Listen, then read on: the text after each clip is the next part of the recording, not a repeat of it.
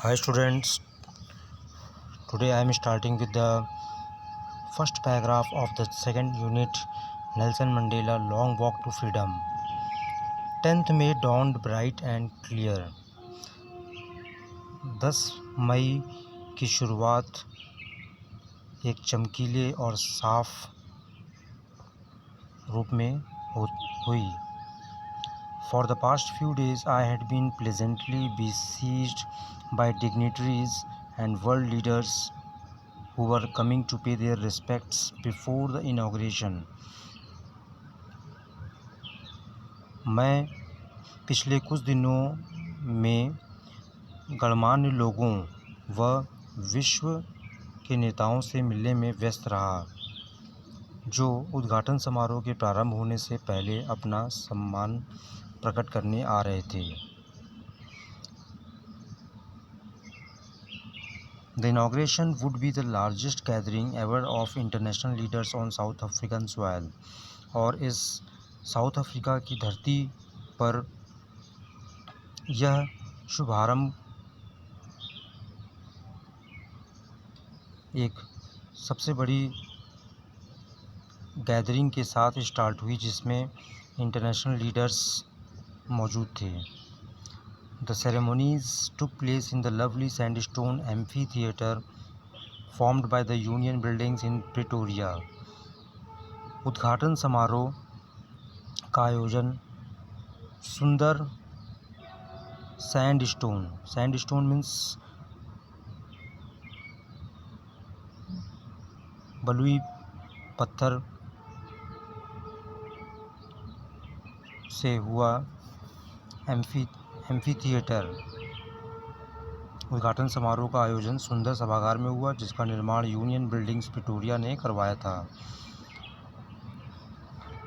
For decades this had been the seat of white supremacy, and now it was the site of a rainbow gathering of different colors and nations for the installation of South Africa's first democratic non-racial government. अब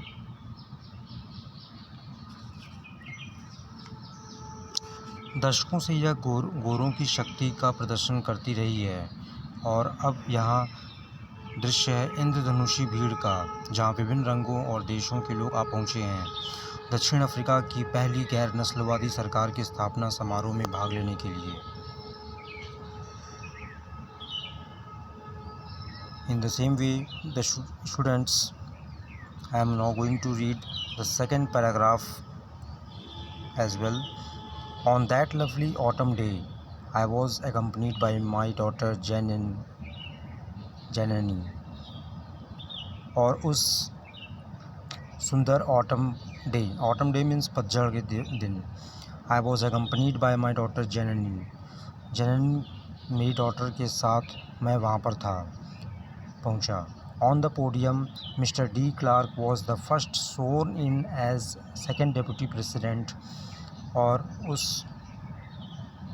मंच पर सबसे पहले de Klerk को द्वितीय उपराष्ट्रपति के रूप में शपथ दिलाई गई. Then Thabo Mbeki was sworn in as a first deputy president. तब उसके बाद थाबो म्बेकी को शपथ दिलाई गई पहले उप राष्ट्रपति के तौर पर. When it was my turn, और जब मेरा टर्न मीन्स नेल्सन मंडेला जी का टर्न आया, I pledged to obey and uphold the constitution and to devote myself to the well-being of the republic and its people.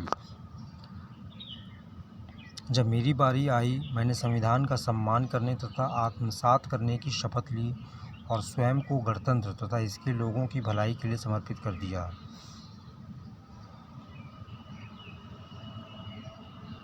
To the assembled guests and the watching world I said, मैंने वहाँ इकट्ठे हुए guests को और इस विश्व को देख रहे लोगों को मैंने कहा,